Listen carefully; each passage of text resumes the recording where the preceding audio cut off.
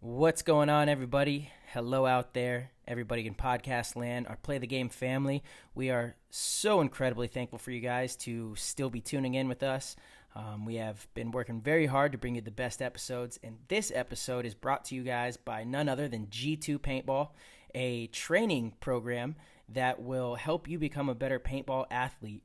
In all sports, your physical ability really helps you transcend to the next level. And in paintball, it's no different. And G2 Paintball, G2 Athletics, does an amazing job teaching you how to be more balanced and versatile and excel in your position, both on and off the field.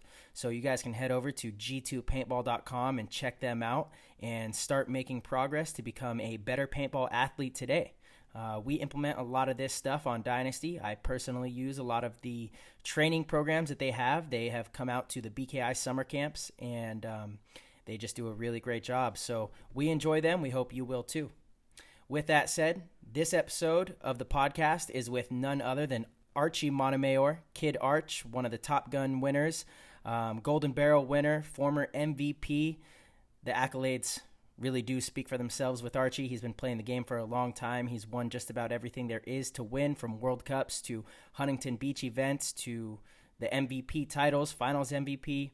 And Archie just has a really awesome perspective and outlook on life. He's someone that I've gotten to know personally over the last couple of years on a much more personal level. And Archie's just the man. He truly is, has a lot of great insight and great little pieces of knowledge to help you become a better player. But most importantly, something that he always preaches is, ways to live a better life. So we really dove into that. And without further ado, we'll see you in the show. That was an insane inside move by Marcelo Margot. Great communication. And the crowd starts chanting Harmon. Great shot by all the guys. So Tyler Harmon saved that game. Came out with 2 wins. Marcelo Margot was on fire. Kid Archie Montemayor, what up, man? How's it going? What's good, dude? Just living. Yeah, baby. It's good to have you on, man. Absolutely. Thank you so much for coming on. We're stoked to have you. And even cooler that it's episode 11, master number, as we've talked about quite a bit. Wouldn't have it any other way, man. It's perfect. It seems like things in your life just kind of fall right where they're supposed to land. That's exactly right. That's the way I embrace them. I love it, man. So what's up? What have you been up to? How's everything going right now? Want to get caught up, let people know what we've been up to. Yeah, I mean, honestly, life's been good. I can't even complain. I've like I was just saying, like I pretty much welcome what comes into my life. So even this included, it's been met with like pretty good attitude and mindset, and I've just picked up some projects. Obviously, we're not playing paintball. I've played a couple of times, but not in this, not the way I really want to play. Yeah. Just kind of keeping as busy as I can. I've been trying to kind of spot some ideas on some potential investments and whatnot. I'm not really at my office much right now, just because with offices being closed and whatever, I don't really need to be there either. So just kind of occupying my free time, just enjoying nature, kind of working out, playing a lot of golf. And then I bought another VW. Yeah. I've been playing golf a lot. I bought another VW bus that I'm like fixing up right now, which will be like a thing I'm going to be, traveling around in, maybe at tournaments. And then when I'm not taking it, I'll probably have it as a revenue stream, like maybe rent it out and stuff. There we go. I was gonna say that's something you do, right? Don't you have a few different buses that you rent out? Or I remember we talked about that last year. Yeah. So I'm sure. I mean, at some point, you guys have seen the yellow one that we've had for years now. We actually turned it into a photo booth, portable photo booth for like weddings and stuff.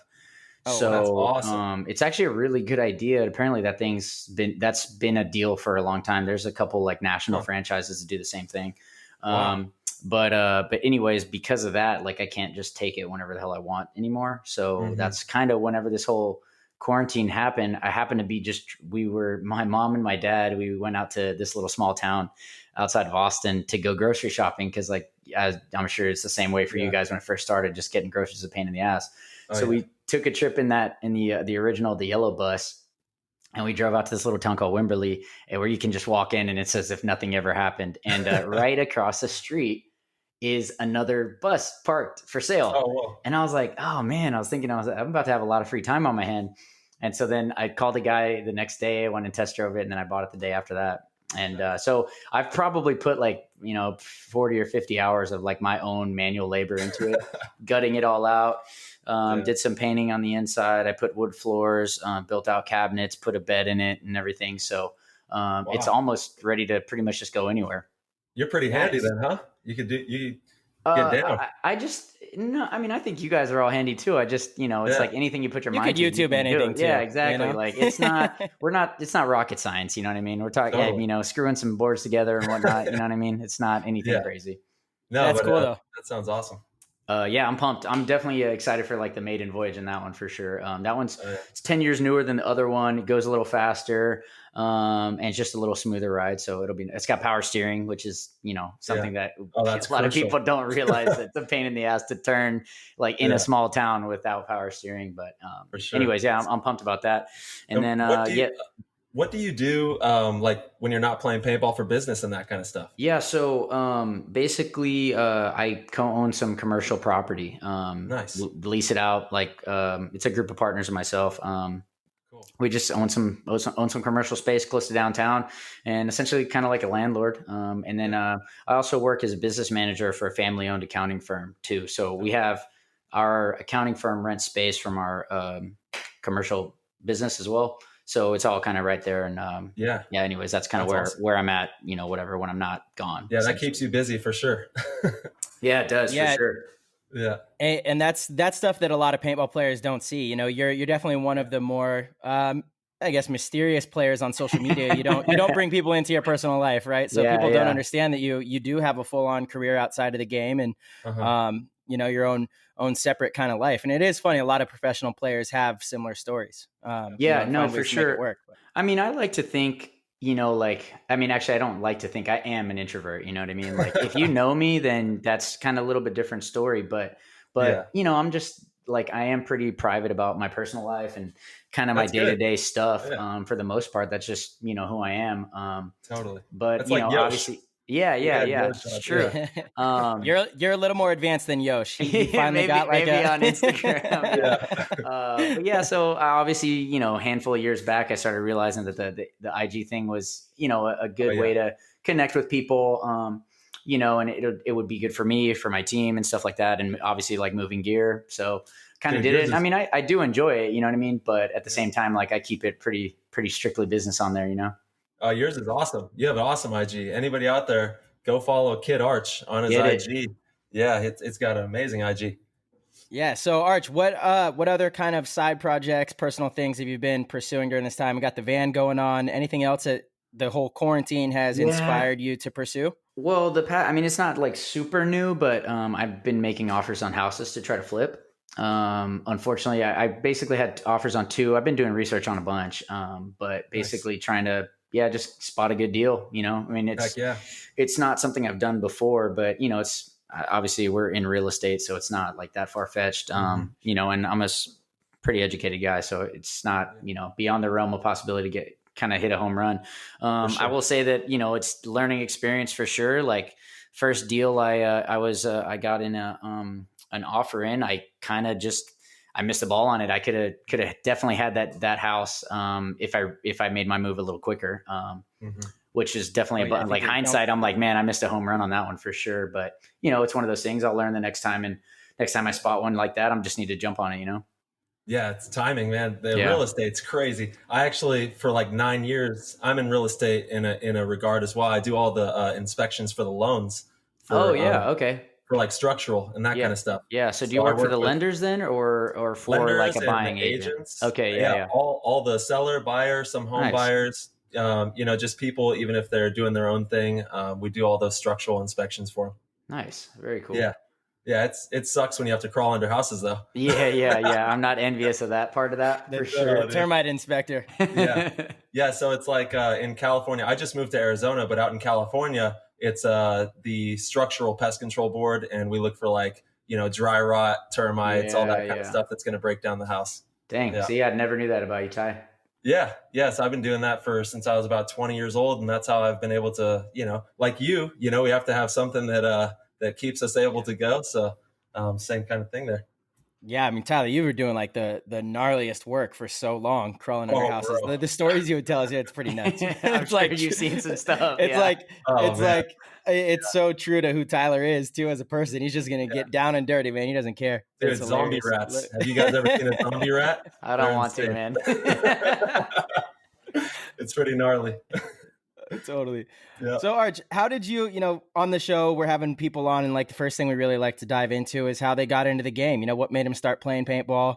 How'd you, progress and grow through the ranks? Like what really hooked you? We like to kind of tell those stories. So Yeah, I mean, Fill us dude, in. I get that. I'm like kind of empathetic. So like whenever I'm thinking stuff, sometimes I just got the chills just hearing you ask me about that. I remember the very first paintball game I ever played. It was 99 and it was just my buddy's birthday party. It was a childhood friend of mine. I'd known him since we were like, 5 years old or something. Yeah. And we went out there. It was called a place called Texas Paintball. That's still open. And this place is Shout out. awesome. It's just a badass field. And, honestly, it was just like nothing I played sports, but like, I don't know, man. I just remember coming home and I was just like a light bulb, man. I was just, whoa, and thankfully, like my parents, they just kind of let me continue doing it. So I went the very next weekend again, and I had a group of guys all those guys that I went to his birthday party, but they were already playing like tournaments and stuff. I just had never gone with them. So I kind of right off the bat, I kind of had an aspiration to kind of get good enough to join their team. So I just kind of dove into it, and obviously I never knew what it would be for me. I never even would have thought it would have been what it is now, but it's usually how great things start. You don't get into it for the things it could do for you. You just have a true passion for it, Yeah. So it was just kind of one of those things. For those first couple of years, I was just kind of chasing them. And then we had our little team, and it was successful on the local circuit for a while. I got picked up by Dixon's team, Dixon Yang. He had a local team that was playing nationals at the time. I played one tournament with them, and then we all got picked up by Addicted. And then that kind of pretty much set the bar for me. Cause at that moment in time, Addicted was, questionably the best team.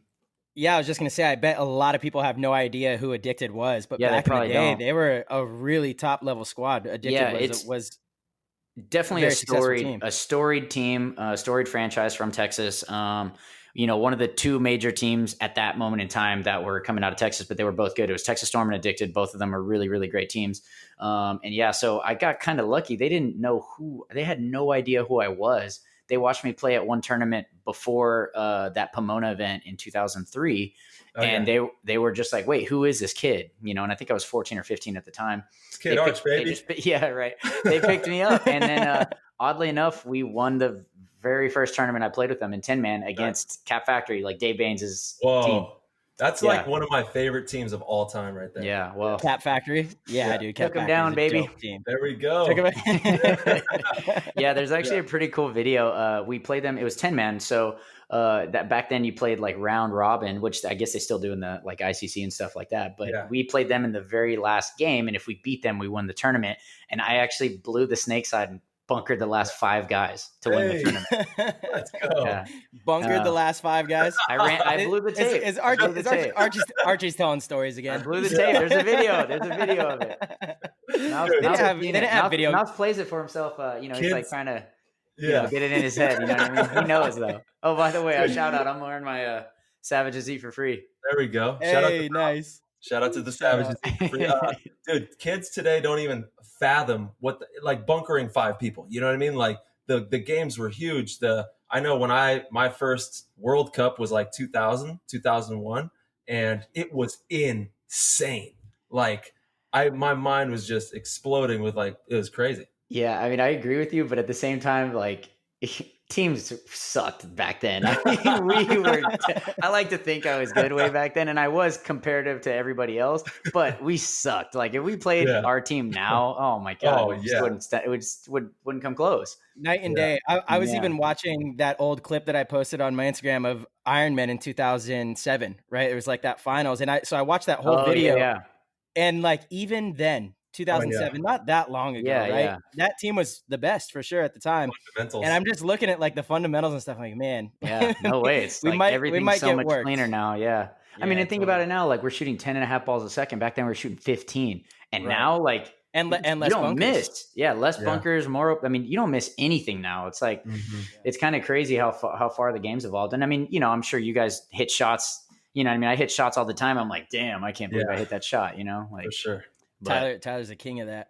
Yeah. I've seen Tyler. So it's Archie. I mean, this guy. So Archie. Yeah, arguably one of the best to ever play. And it's pretty, even when you hit that shot and you're like, damn, it's like, that's just the repetition of the muscle. Yeah, for sure. You're right. I mean, and then, and or the timing, that's one thing that I don't think a lot of people understand about about shooting people. Like it's, I mean, obviously it pays to be accurate, but it really is more of an art form than like a technique. You know what I mean? Like it's really hard to explain because it's just so. You're onto something there, though. Yeah. No, it's so complicated, man. Like explaining how to be a good gunfighter. I mean, dude, anybody can snap shoot. You know what I mean? Yeah, like it's really about being an artist. Manipulation and timing. Deception, things like that. Dude, I'm glad you touched on that because you're so right. We see so often now, and especially working with BKI, traveling and doing clinics, I'm constantly trying to find better ways to teach people.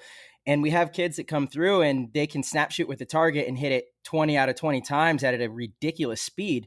But then when they're in the game, they lose almost every gunfight. And you're like, what? I started thinking about this a couple of years ago. I'm like, where's the disconnect here? And it's absolutely the timing and rhythm of a gunfight and being able to gauge paint coming in and the distance that you're gunfighting from. Like these are all things that are way more important than just the snapshot. I couldn't agree more. The art of the gunfight is a beautiful thing and definitely one of the more important things in the game and something that you have absolutely mastered. Yeah, I mean, I definitely think it's a strength of mine for sure. I mean, I remember when I first turned pro, I didn't even gunfight with anybody. I was accurate, but like I wouldn't get into a snap fight with somebody. I would just like, you're shooting at me. Like, I don't need to, you know what I mean? Why waste your body? Of course. Yeah. So, I wouldn't even really engage in that kind of a 50-50, what I thought was a 50-50 battle at the time. And then I remember I was watching Grayson play and he was one of the first guys on the team that really started being real, just kind of wilding out with his gun. And I started thinking about, man, if I could master that, that would really be pretty helpful. And then, I remember just consciously starting to practice kind of being a little more assertive and dominant with the gun and not really wanting to back down so much on a fight. And obviously, you're first learning that you get shot, but it's just like anything else. Once you kind of start figuring it out and you start applying a level of mastery to it, then it's, now it's completely a whole other game for me. You know what I mean? Like now, I mean, I only cave in when I know I'm going to get shot. You know what I mean? Otherwise I'm just going to dominate you all day, and also how you can draw the gun. Like that's one thing that I think a lot of players miss is I could come out low here and draw your gun low and then come out the other side and you can dictate where you place their gun just by, using your whole bunker. Yeah. Yeah. A lot of people make moves off that kind of stuff too. Totally. And I'm sure we're going to probably talk quite a bit more about that kind of stuff a bit later, but I do want to keep going through your story of coming up. Again, even like I remember coming up playing against you in divisional paintball. What year did you turn pro? That was 2006. So we turned pro halfway through. I think it was the third event in 2006, fourth event, I think, San Bernardino. I mean, I remember this one. I think everybody probably remembers their first event pro, but we had a lot of things going on at the time. So I played with Addicted for a little over a year and a half, and I forgot exactly what happened there, but essentially, now I remember. I was a kid. I mean, I was 15 or I couldn't drive, I don't think yet when I was on that team. And, Jeremy he was tough on me, man. And, there's only two guys in my paintball career who I've, had that kind of a relation with, on a team. You guys are teammates with one of them. Him and Alex Frazee. Yeah, great. And but obviously, like when I was 15 or 14 or 15, it was a little bit different. I hadn't been around that at all yet, in my life, and so that was kind of it was a shock to kind of my normal everyday kind of lifestyle. So then I kind of just said, man, this isn't really fun for me. I had an opportunity to go play with a really good Division II team called Moxnix, and they were all really good guys, older guys, and they were all really smart, you know what I mean? And I knew that going in that I was going to learn a lot from these guys too. So even though I learned a ton from Jeremy and he taught me a lot about really, really pushing myself, I was able to learn a lot from Moxnix for a little bit, played with them for a year. We won the D2 series in 7-man. And that's right after that is when Alex kind of reached out to me. And that was at the time he was kind of building up all of these kids to kind of make it a Texas powerhouse team, but we were all young and we all knew each other already because we were playing local tournaments and whatnot. And it was a real friendly environment at the time. I mean, we were all tight before we played on the team together, just because we were always kind of like, button heads and, we're at hotel rooms cutting up and, kind of fucking with each other and whatnot. So that's kind of what happened. And then once I joined the team, we picked up a few other guys and then we were pretty much D1 rivalry with Aftermath and, like Doc's Raiders. We won the D1 series in 05. Yeah. They were great days, man. Yeah. We won the D1 series in 05, which was the first year I played with X Factor. And then we had kind of talked about going pro, but we didn't really think we were ready. So we won the first event in 06. And then we kind of didn't have a good event the second event, which was Vegas or Chicago. And I think at Sunday night in Chicago, Alex took us out to dinner and he just said, "Hey, we're going pro the next event." Like no ifs, ands, or buts about it. And it was just like, all right, cool. Guess we're pro. Yeah. And that was honestly a crazy event. We made the cut. We were playing the Naughty Dogs at the time to make the cut. We had to beat them to make the cut.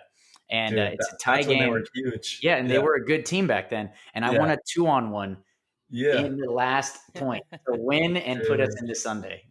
Huge. It's funny. I want to interject right there really quick. That's obviously early in your pro career. You're saying first event, you win a 2-on-1, right? Yeah. And one of your first tournaments that you played, you didn't say what division, but you said you guys won when you started at like the local Las field. Vegas. It was a pro M10 man. Like, how much do you think that plays into your psyche nowadays? Because 2-on-1 situations, you are known for pulling those out.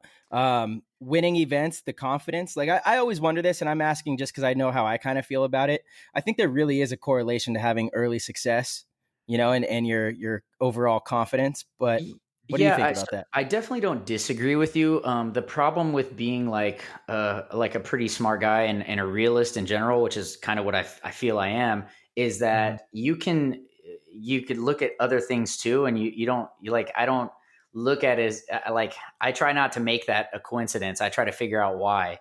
And then also, like, even when you win, you go back and you look at how easily you could not have won. You know what I mean? Like, I think about the tournaments we won last year and, just like the smallest detail between us getting in and out, out of the quarterfinals and into the semis, or maybe we had a tough semifinal match. And it's just like, dude, when you start to think of it like that, it's the way I see it is almost like, dude, like for a long time, we've had chances to win tournaments. And obviously we didn't win for a few years up until last year. And some of those tournaments, it's like, dude, we're playing so good and just had a really bad call go against us, or, one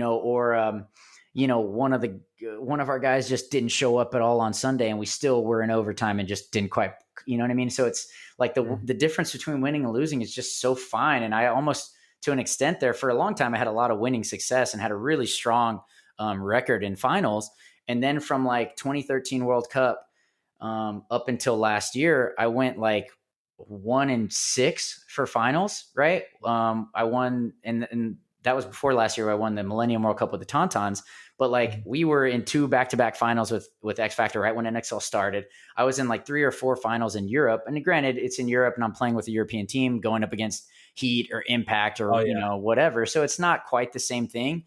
But I remember we'd get those second places, and then I'm starting to think in my head like, wow, man, like I know you kind of have to be lucky a little bit to win. You know what I mean? But it's sometimes when you think about things a lot, it's real easy to kind of get away from that just like super gusto, I'm going to win, I'm the man, attitude, which I know I am on the field, but we do play a team sport, and I am, reliant on everybody on the squad, including a coach and, That's right. and to a certain extent, the refs, So I don't know, man. Like, I just kind of think it's like a fate, like I look at Philly and the way that one played out, and then Chicago and, and then even World Cup where we just squeaked in to win the series. It's just like, man, I don't know, man. Like, I feel like that's just the way it was supposed to be, Yeah. Describe the feelings on that. I'm sure that holds a lot of water for you. Well, last year. Yeah, I mean, last year obviously was just incredible year, and not even to mention Europe too. Like that was honestly, I felt like the European season. I know we didn't win the series and we only won one event, but honestly, I feel like that might have been my favorite season ever, as a one league season, you know what I mean? I mean that. And that might be hard to believe, but I took a lot away from that experience with all the guys. And, for me, I've been playing with X Factor for so long, and I'm such an integral part of the team. And, like, I relate this in the sense, like, people get comfortable when you're around people for a long time, you know what I mean? And maybe you don't have as much of an appreciation. And that was one of the things that I genuinely loved about playing with the Kings last year, is because it was like we all really hadn't played together. And obviously some of the Dynasty guys had, but it was a new thing, you know what I mean? And everybody had an immense amount of appreciation for everybody coming, Yeah. And so that was really special. And obviously we did well really right out the gate, you know what I mean? And that last one was just epic too. But it's real quick. It's so funny you mentioned how last year a couple of those events so easily could have went the other way. With the Kings last year, oh my God, we got second place.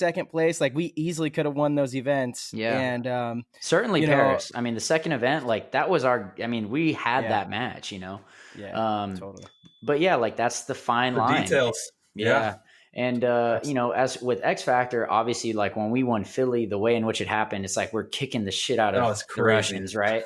And it's just kind of like, all right, cool, we're just going to blank these fools and walk on out of here. And then it was like, okay, they punch back. Okay, they punch back. Okay, they punch back. And then Billy gets the major. And I'm on the field when he gets it. And as soon as I see it, I'm just like, holy shit, we're going to overtime. Like, I just knew we're going to play with 3. We've got 30. They've got like 40 seconds to score a point. I just knew it was just like, there was no, even if I want to be confident that we can grind out with 3 bodies, it was, it was the way it was supposed to be. No, it was the way it had to be. You know what I mean? Yeah. And I just knew, I saw it and I said, okay, we're going to overtime. And that's where we walked in. And it was like, there's nothing to bitch about. It was just like, just shut up and get ready for overtime. That's what's going to happen. You know what I mean? Yeah. And then, obviously the move that happened, it was just, it was just robotic. It was nothing insane. It was just an opportunity, and I saw it, and I made the move, and it worked. Perfect. Well, no, let's talk about that a little more, because there's a lot that goes into that. There's a lot that goes into that type of. Honestly, process. the way that game broke down, I remember doing like a full on breakdown of it afterwards for our BKI members, just because it was, to me, one of the more special games I've seen in a long time. The way the flow went back and forth, and the way the game developed and went into overtime, and you making that move, which is what solidified you winning the Top Gun, having more kills, like the way just everything broke down, and to win the MVP, I was like, man, that is one of the more special performances I've seen from an individual in a long time. And obviously it's a team game, we get that, but you really stepped up for your team, dude, in that moment, in a big moment, as big as it gets, right? And yeah, no doubt. But it was just, but what a lot of people don't understand about, like, because there's like, everybody thinks like shooting everybody is what it's all about, but really it's just about taking advantage of the opportunities. You know what I mean? Hey. I happened to be in that moment and had that opportunity, and I did what I should have done in that moment, right? From what I saw, right? But like, that could have very easily been another guy in that position to do that. You know what I mean? And so like, and that's how I relate, like, shooting people. It's like, yeah, well, sometimes I'm put in the position where I'm going to get a lot of kills, and sometimes I'm put in a position to just do my job. Right. And so, like, for instance, that point, like, I knew what I'm there to do. And I had seen that kind of a window open up a few times. I knew what was going on the field. And once it broke out and I recognized what it was, I made the move that I knew I had done at practice, and I'd seen other guys do at practice, With all due respect, Archie, it is not just something that, you're supposed to do in that situation. It does come down to confidence and a very high intellect and understanding of the game to make the moves that you made in that match. And even earlier on, that one-on-one with Sergey, talk about playing a chess game where you just totally outsmarted him in the way you baited him. And you even put yourself in a position to where you couldn't see him, but you knew you had the upper hand because you knew he didn't know where you went to. So again, with all due respect, you're being modest about it, but dude, but you were playing on another level that event. Yeah, no, for sure. But honestly, look, paintball is a very simple game, right? It's just redundant. It's everything has happened. You've seen it happen a million times before. It's just about memory, right? And on what happens is, and I'm sure you guys see this all the time, especially at your clinics, Marcelo, is guys just like, they just freak out. You know what I mean? And when they're watching, somebody else play, they're like, oh, this guy should just do, you know what I mean? Like, it's just about being in the moment and not letting the moment like define you. You define the moment. Yeah, it's just composure. Everybody knows that they see me do the move. And honestly, probably half the stadium or in the stands are like, when that's going down, they're probably like, damn, if he made this move right now, he would fucking win the tournament. And, they're all watching. I'm just doing the same thing they're doing. I just happen to be playing at the same time. You know what I mean? But like, everybody's capable of doing this shit. You know what I mean? They just got to be a little composed, not let that moment get to them. You know what I mean? And don't get me wrong, like, I can vividly remember when we broke out in that overtime point, and the moment got to me a little bit. We broke out, and I looked over because Meter was making a secondary move, and obviously I know that's a game plan, and I ran Dorito, and I look over, I see Meter get diced up going secondary, right? And I'm like, fuck, that's the initial thing, fuck. And then I was thinking, no, not at all. And then I'm like, okay, we're factor 4, which is our code for 4 guys, 4 on 5, no kills. Oh, you got that, Ty? Write that down. Yep, we got that right. down. That's going to help you guys. So I'm looking over and I'm like, well, shit. Okay. So we grind out a little bit. There's not really much movement for like a minute. And then I'm looking up at the clock and it's like 3:30. And I mean, I vividly remember this moment in time. Yeah. And who knows how long this actually went on in my head. It could have been like a second that was like, like Inception, you know what I mean? Like maybe it took an hour. It would have felt like an Time hour, dilation, like 10 seconds. Yeah. And I look up at the clock and it's like 3:30. And I'm thinking in my head, I was like, man, what if we just draw this out? Try to draw it out to overtime. And then I was thinking in my head, do I want to play a one-on-one? And I was like, then I thought, I'm like, well, maybe we'd put somebody else out there. And I was like, no, I literally, once I thought about that, I just said, fuck that thought. And I just sent it out. You know what I mean? Yeah. And then I started playing again. And then, whatever, the rest is history. Yeah, man. But that happened to me in the overtime point of, like arguably the most important match of my career, right. Yeah. But I had to kind of acknowledge it and send it out, get it out of there. Cause that was just going to cloud me, Yeah. Look at the power of thought, right? If our listeners are out there and just dial in on that dialogue. Look at how he talks to himself during the game. He's thinking this stuff out and processing. Yeah, dude, I remember, I got it. It's so funny that I remember it in that much detail too, but I remember exactly what was going on, how it was, how I was thinking about, well, would somebody else go in for me in the one-on-one? And I was like, oh, fuck, dude. I was like, this ain't right. And I just said, get out of here. And then it was like, all right, cool. We're back to business, Hey, I would like to hit on something how does deception play into paintball? How does deception play into your style of paintball? I know that, obviously you're trying to outwit people out on the paintball field, and that's a very important component. So how do you utilize that? I think deception is, on the team game, it's humongous, right? Like that it's way, like on a team game, you can get wins just from deception, right? Mm-hmm. Now on the individual game, what you'll get kills, which obviously turn into points, right? But I like to think that I'm pretty deceptive. I do things all the time that a guy wouldn't expect. And also I also realize that, I know a lot of guys, players and teams watch me. They watch what I'm doing, right? Yeah, so they try to scout me and figure out what I'm going to do, right? And I know that. So I kind of think about that before I do things a certain way, I don't know. It's very complex, and I can't tell you guys how to beat me, right? That would be a bad idea. But no, deception's huge.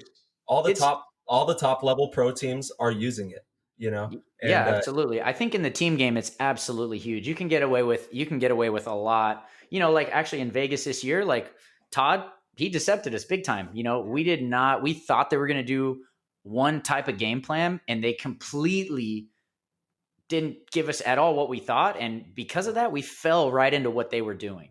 Right. Yeah. And, I'll say it was a bold tactic on Todd's part, but pretty genius too. In my opinion, you look at that on paper, you look at them on paper and you're thinking they have to stick with what works because they're not deep enough, just respectfully. Talent wise, they're not super, super deep. They had a lot of guys that stepped up in that event. Hats off to them. You know what I mean? Yeah. But, they don't have a proven track record. So to say that they're going to step outside their comfort zone, which had been working for them all the prelims, it's just I don't know. And if I was on that team, it's hard. It'd be hard for me to say, yeah, you know what? Let's completely go away from what was working, it's just kind of things, but it's a bold play and it worked. It worked out well. I mean, it definitely set us up and we had a close game with them, but the early deception got them 4 or 5 points on us early, and we ended up coming back, but it was all over at that point. Yeah, Tyler and I were actually talking about this on a little Q&A we did the other day. And it is like when you go into these tournaments, you have to, it is deception because you need to have almost a play that you think's going to work and get you through the prelims. And then you need, you know, you need to have it almost scripted the way your plays are going to evolve, and the way that by Sunday, how you're going to be playing in the finals. Cause you can kind of tell just from playing for a long time, how the game slows down. You can look at a field after a couple weekends of practice and you're like, okay, this is going to work in the prelims. This kind of stuff's probably not going to work Sunday, especially deep Sunday, and so it's probably not the best move to go in using your late Sunday game plan at the very beginning. You want to be kind of deceptive and not play with that. But then be ready to pull it out when you need to. Yeah.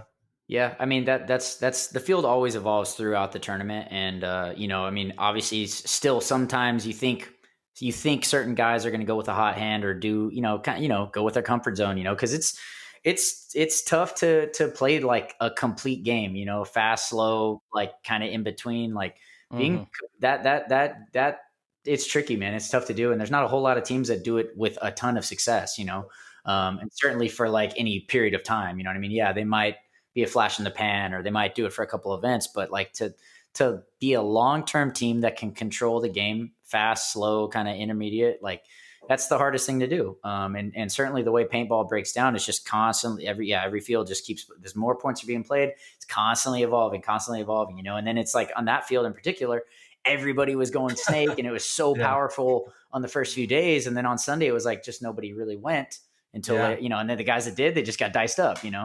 that was a crazy. Yeah, I don't think we definitely weren't as prepared. I was definitely pretty bummed out after Vegas just because our team, we weren't ready, we just weren't ready. And that's kind of sad, to be honest with you, because, as deep as we are and as much as we put into it, like there's really not an excuse for us to not be ready, but we just we weren't firing at that event. And why do you think that was?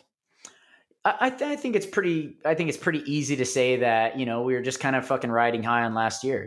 That happens, man. I mean, even, and honestly, it wasn't unexpected, like I mean, to say I didn't know that was going to happen would be a lie, like I knew that was going to happen. I could see it the first day we played, the first day of the layout. I said, man, this is going to fucking bite us in the ass, and obviously like at that moment in time, I voice those kind of my thoughts or whatever. And, sometimes they get heard and sometimes they get actually appreciated. And sometimes they just kind of like, whatever, you're the shit, but yeah, I just think in general, we were just riding high and, I think it showed in our performance. We definitely weren't playing really great. We definitely played good enough to beat the Ironman in that last game. They just, if we hadn't given them that 5-0 start, would have been a different ball game. But we just, that on that part though, that was just pretty good play call. We were not expecting it at all and just bit us in the ass. Yeah. Yeah. What does training look like for X Factor? Like, how do you guys get ready for tournaments? Is it, are you guys in the gym, most of the guys in the gym or just field practice, or how do you guys get ready for this? I mean, I think first off, everybody Archie just plays golf to prepare. Yeah, he just snipes them on the golf. I know I'm not like showing my cuts and fucking, and like fucking Instagram IG while I'm in the gym and shit, but I do work out quite a bit. Good.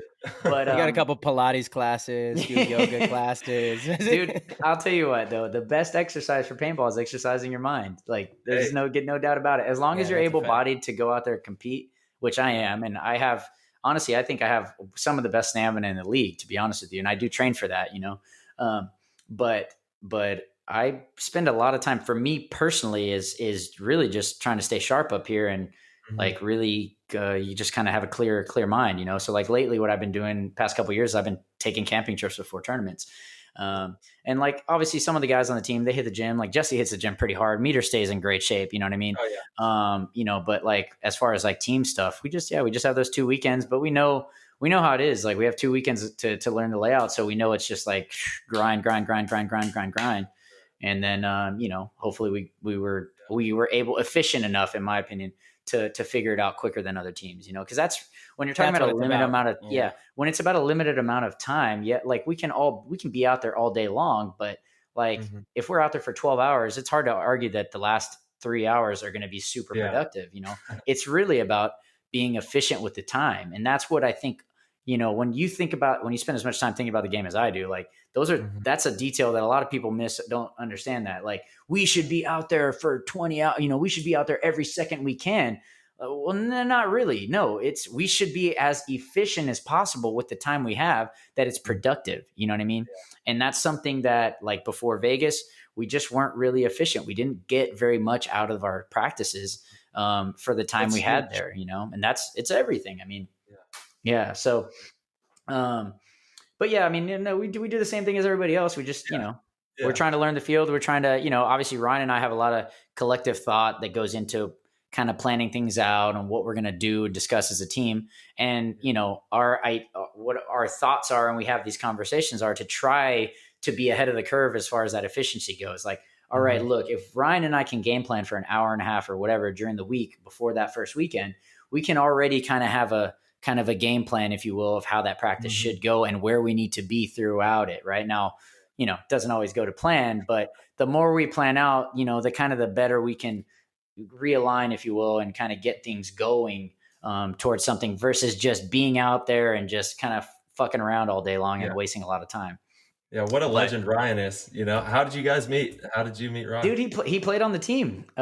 He played on the team a long time ago. He played when we were semi-pro. He went pro with us, and he was going through school at the time. And Ryan, he wasn't. He was a good player, to be honest with you, but he never was he was always on the cutting edge of like being a starter and not being a starter.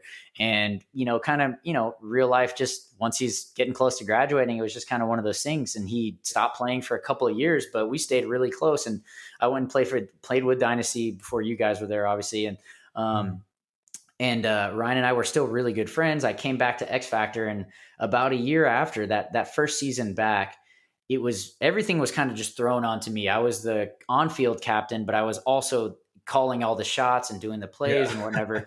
And it was just a little much, and I remember you thinking about it. I'm like, man, this is it's heavy. Like, I need help with this, and I asked Alex, I'm like, hey, like, what do you think about a coach? And he was like, oh, and all the good teams at the time had him. Like Damage was a top team at the time. I think Dynasty was a top team at the time. They had a coach, obviously.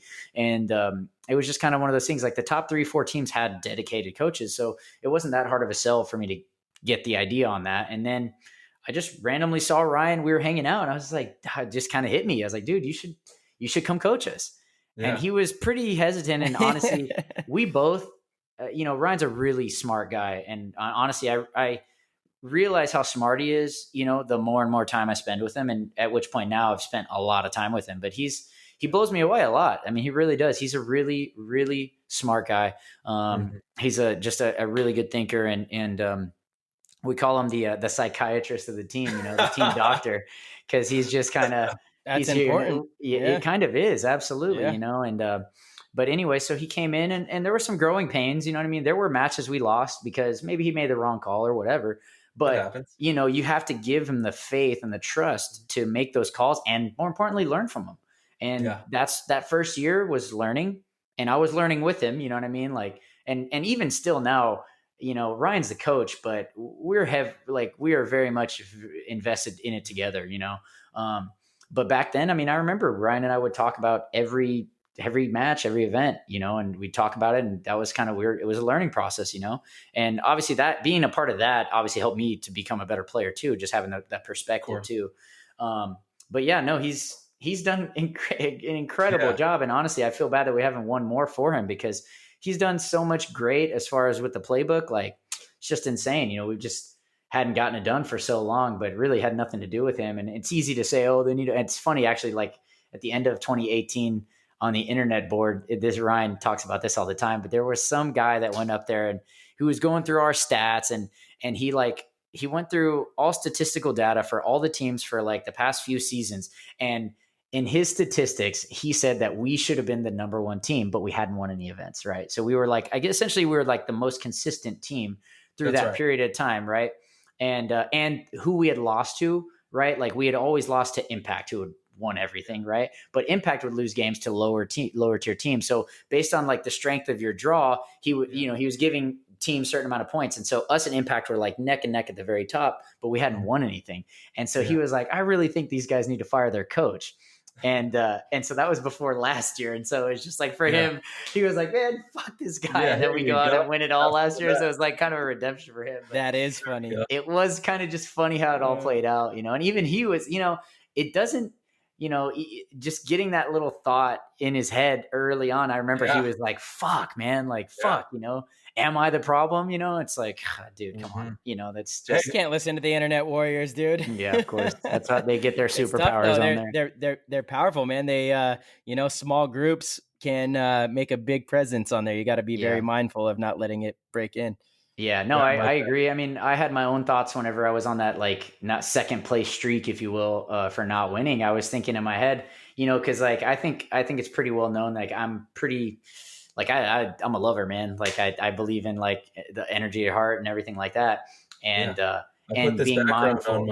I see that. All my YouTubers out there, check it out. So I remember I was having this conversation with Oliver about you wanting other people to succeed. And that's genuinely that's been my deal for like years now. Like I really want all of my friends to succeed, everybody. And I consider you guys friends, and y'all are, on a different team, and I remember thinking in my head, I was like, man, dude, like, I wonder if this mindset is costing me, like coming at a cost, you know what I mean? And in my opinion, that mindset really, it's important to have that kind of mindset to really like change your like perspective on a lot of things. And in my opinion, that's helped me grow as a player. But at the same time, like I can't like be wishing my friends against me are doing well. You know what I mean? Like I have to be a savage, for lack of a better word, or I have to be like, no, fuck you. Yeah. You know what I mean? Yeah. And it's funny. I had this conversation with Oliver right before Philly, and he was like, and I'll go in depth about this conversation, but he was asking me, he's like, so who out there are you afraid of? And I thought about it. I was like, nah, nobody really. And I was like, maybe in the gunfight aspect, really only one player. I said J-Rab, because I feel like he's on my level in that respect, right? And he's like, okay. And he goes, you have to get rid of that. Like you have to stop respecting him. You have to just know you're going to fuck him up, And I was like, I mean, I get that, but like part of my game is being a realist and understanding the guys are good. You know what I mean? Like that's part of everybody's game to a certain extent, but it actually hit home with me, and I started thinking about it a little bit more, and I'm like, man, honestly, I've thought about it. And then I got to thinking about it more, and I'm like, dude, that guy doesn't hold a cake, like a candle to me at all. It's not even close. He's won more tournaments, but he's always been on the best team in the world. Like he's always gone to the team with superstars everywhere around him. You know what I mean? And that's the tiger in Oliver that nobody really knows about. That guy is ferocious. Yeah, dude. He's next level, man. He will eat your face off on the paintball field, and then off the paintball field, nicest dude you've ever met. Right? Yeah, he's an incredible person, man. I mean, I really don't even look up to people. Like I have my friends that I have appreciation for, but I don't really look up to people because I just don't think that's in my personal beliefs. I don't like that, like I like having respect for people, and I like wishing people well, you know what I mean? And stuff like that. And I have love for people, but like looking up to people or idolizing people, like that does not exist in my brain. You know what I mean? But Oliver is one of those guys that was like, maybe I'll break the rules a little bit for that guy, because he's just a special guy. But that conversation we had definitely kind of just flicked a little switch in my head before that event. And we didn't even play Impact at that particular event. But I will say that I had a certain kind of no fear, if you will, going in. And honestly, at that moment in time, I was just ready to play Impact again. And we ended up playing them at the next event on Sunday, and we crushed them. And honestly, J-Rab wasn't even a factor, and that's just kind of how I thought it would be. And then we played them at World Cup, and it was, we came back. It was a close game, but we put them where it needed to be. But I think with the Golden State Kings, we kind of knocked Impact off their horse. Oh God, that's true. That too. That's a good point, dude. I still make that connection in that we derailed their whole year. 100%, man. They were riding high. They were riding high coming off the win in Vegas. And then we blanked them in Europe, which is another event. We're just, it's just 5 guys, whatever. They've never played together. And then we blank them. And then the rest of the year was just they were just, they just didn't recover. They were just mentally in a bad space. You could see that some of the guys just looked pissed off the entire time and they weren't playing their best. Like that's probably the worst season J-Rab's ever had, in my opinion. And like it was just, you could see it. It was just like from that moment forward, the rest of the year, yeah, they got that win in Prague or whatever, but it wasn't the same impact that we had seen for years. You know what I mean? They were very much, beatable, easily beatable almost. They seemed mortal to the rest of the teams, and a team with that kind of salary and payroll like that, anything less than first is a failure. It truly is. When you're straight up buying players and taking players from other teams, it's awesome. I think, I have two sides of thinking on it. I think it's cool for paintball to have those opportunities for players. I want players to be able to chase a paycheck if they want to, if that's what they want. But at the same time, like, you better win, otherwise you look like an idiot. Yeah, honestly though, I've definitely spent plenty of time. I don't really think they look like idiots when they don't win, because to be honest with you, like, the people that are watching just don't know any better. Like, they just don't have the perspective. They don't know what's actually going on, who's getting paid, who's not getting Very paid. true. All the people that are watching, they think it's a level playing field. Like, they really do. They think it's they kind of do, yeah. Yeah, and that's why, like, my own fulfillment, like, that's what I'm saying. Like, to compare my career to J-Rab's, it's just like, it's laughable to me. You know what I mean? Like, it's like KD going to the Warriors. Like, oh yeah, great, bro. Congrats, bro. Like, not really, man. My opinion. And so, yeah, I don't know. I guess I think as far as man, I wanted to touch base on something else you were talking about there, Marcelo. You were saying the Kings, maybe? No, not the Kings. Is it about paychecks? Paychecks. If players want to chase a paycheck, or that's right. The problem with the paychecks, in my theory, is that I think it hurts the sport, at least the pro division as a whole, because it's just, and granted, right now, and I can make an argument as to why the pro league is competitive right now, but let's say 5 years ago, it was very lopsided.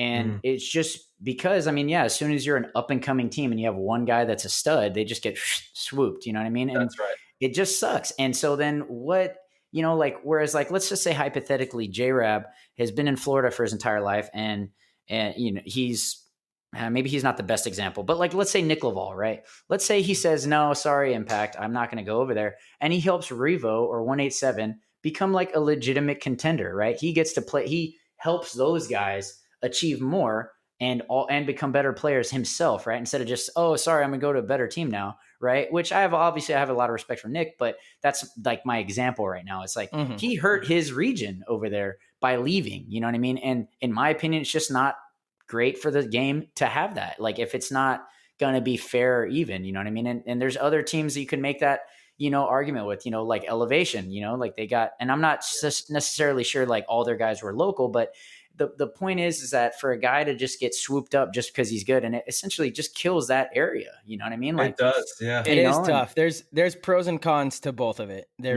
really is. In my opinion, the fix that the league is doing to make the league more competitive right now is just having stupid field layouts.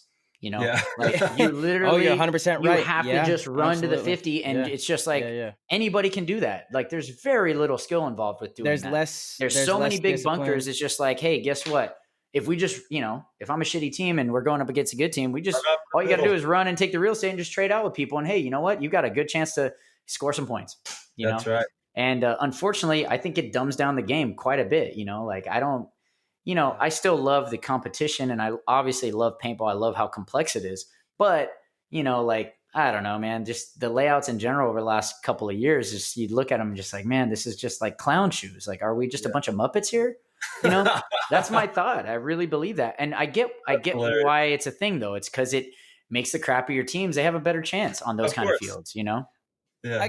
I gotta say that the Chicago layouts, where it was basically you can run to the 50 snake pretty much off the break and just trade outs, those I've thought were really dumb. Other than that, I've actually thought the layouts have been really fun. I do agree with you that the way they're set up and structured, less discipline, less control and thought, and it's chaos. More blind moves are rewarded. I for sure agree with that, but I do think they've been pretty fun. I'm pretty stoked on the way they're almost like old 7-man layouts, a little busier, but I feel like they felt like 7-man. Yeah, I agree. It's definitely taken a turn towards the bash 'em, crash 'em. You end up in a 3-on-3. Smash them, bash them, baby. Dude, Let's go. Yeah. Yeah, I it's mean, don't wild. get me wrong. Some of them Those are are. I fine mean, balance. it's not saying I'm not having fun on these layouts. I just, Of course. again, I just feel like there's a lost skill, when it comes to those kind of layouts, and that's where, I just, as a almost a purist at this point, like I kind of enjoy that kind of, a little more methodical style of play. What would you think about going back to like a 10-man airball format? Would you enjoy that? I think 7-man is so much fun. I really wish they were talking about doing it a 7-man. couple of years ago, and I was like, yes, dude, this would be awesome. But for whatever reason didn't happen. I like X-Ball quite a bit, to be honest with you. Oh yeah, it's so much fun. fun. It's exciting. Like the split deck sucks. Everybody knows that, but X-Ball's fun. Like I like getting in that rhythm and playing a match, and everybody, there's a lot of great things about X-Ball. I wish the points could be a little more methodical, in my opinion. Not. What would you do? What would you do to change the way the NXL I'm does no that? I'm no field layout expert, man. I haven't put any thought into that at all. So that's What? it's hard to Don't say. tell me you haven't put thought into that. No, I really Mr. haven't, Mr. man. Thoughtful. Why would I put no, efficient? Something I'm you can't thoughtful, but I'm control. also efficient. Why would I waste my time doing that? Like that's just Yeah. a waste of time. I'm not going to Can't control hypothetically that. build a layout. I know my layout's not going to be the tournament layout. I think if they took two of those big bunkers off the field, it would help. That would make tremendously. make a huge difference. Yeah. A very easy fix. They have 6 of those big modular bunkers on every field. If they took 2 of them off and rotated which 4 were on the field at each event, I think it would make a big difference. They didn't even have 6 car washes in 7-man when we used to play. Oh my god. Yeah, we used to say when we would play 7-man, we used to joke around.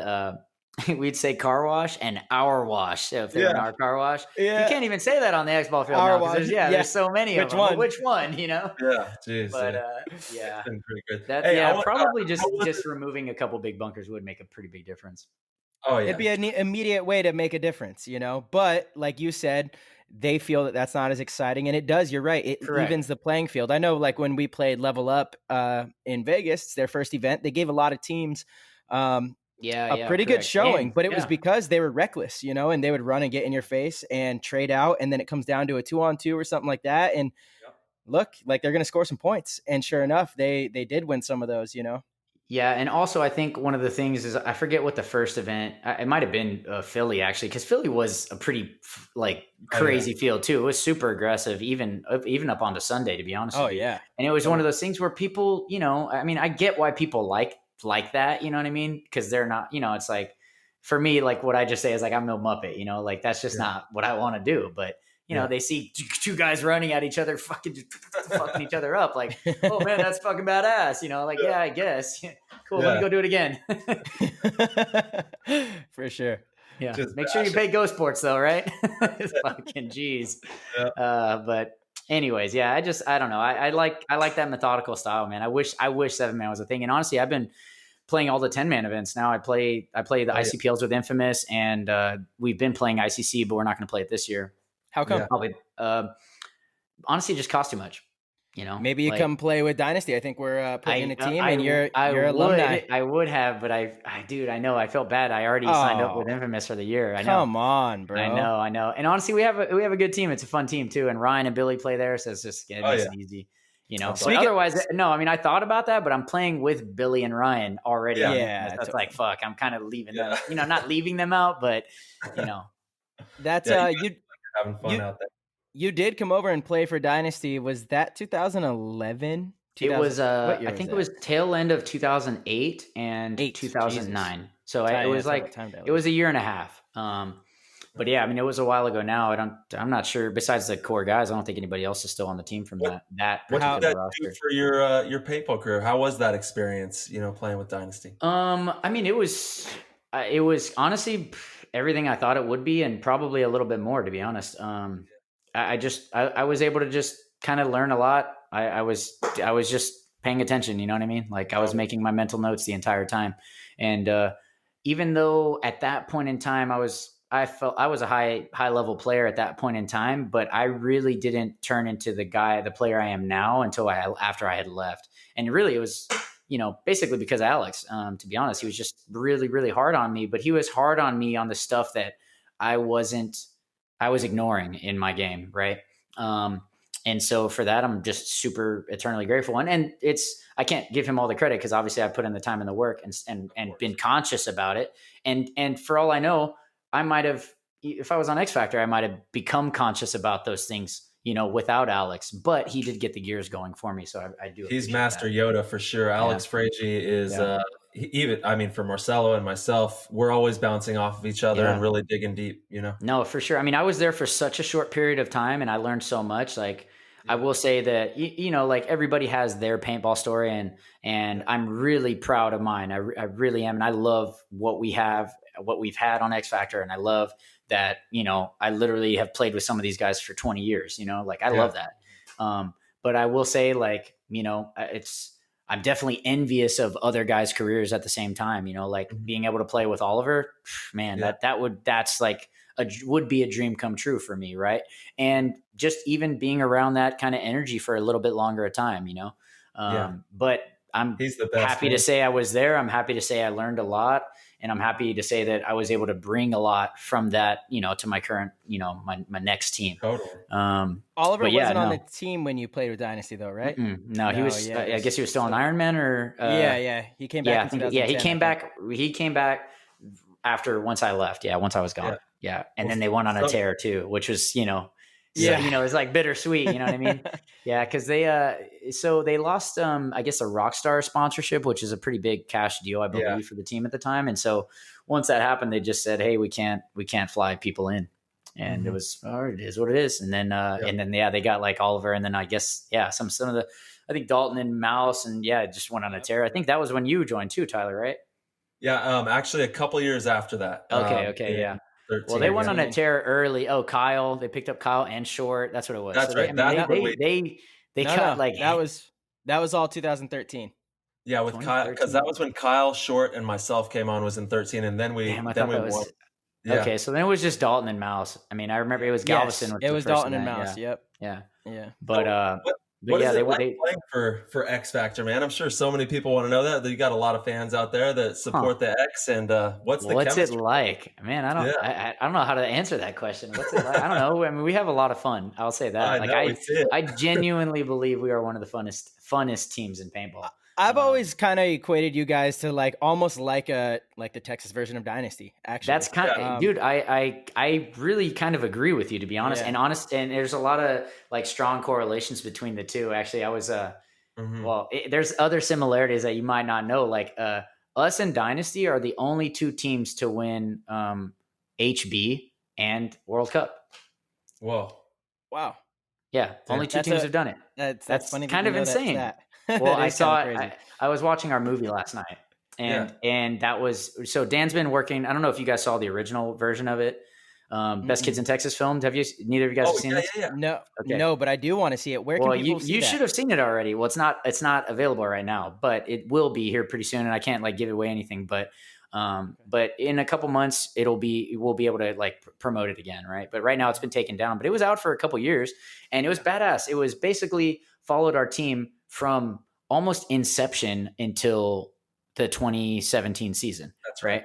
Yeah. And honestly, it was, dude, I mean, to me, it's almost like a lot, like at the end, when I'm like on my deathbed, I'm going to look back and say, damn. And I get the chills every time I talk about this movie. Cause it's just, it's one thing to live it and experience it. And it's another thing to have a document that you can go back and relive it. You know what I mean? Yeah. And, so it's pretty badass. And Dan Napoli did the whole film, and like Brad and Maddie helped him out with it and whatnot. But they also did the Dynasty film. Yeah. Okay. Yeah, exactly. And so it was a big project. I think it's like an hour and 20 or an hour and 40 minutes. It's long. And I mean, it's like a full documentary. Yeah. And then when they debuted it, we like rented out, like, I don't know if y'all have Alamo Draft House in like where next to you guys, but it's a big, we need one. Yeah. Have you been? No, I've heard about it, but it's fucking dope. And it started in Austin, Texas. Oh, did the very first one. Yeah. And now it's, global. They have them in Europe now. It's insane. But essentially it's like a dope movie theater, and they feed, it's like an iPick or, very similar to that, but dope food. You sit in like a badass chair, and you've got waiter, for anything you want. whole other level experience for going to the movies. But anyways, we rented out a theater and we had all our friends and family premiere the movie at Draft House with us, and it was just next level. But anyway, so Dan's been working. I guess Dan wanted to like basically do a director's cut and add some of the footage from last year, kind of sweeten it up a little bit more. So once he's done with it, then it'll be available. Absolutely. And where would people be able to find that in a couple months? It'll probably just be on like their Facebook or Archie's being mysterious. He says he can't even tell us yet. He's like, "Oh, I don't know, man. I can't disclose this information." It'll be out there. Anyways, it'll be in the cloud.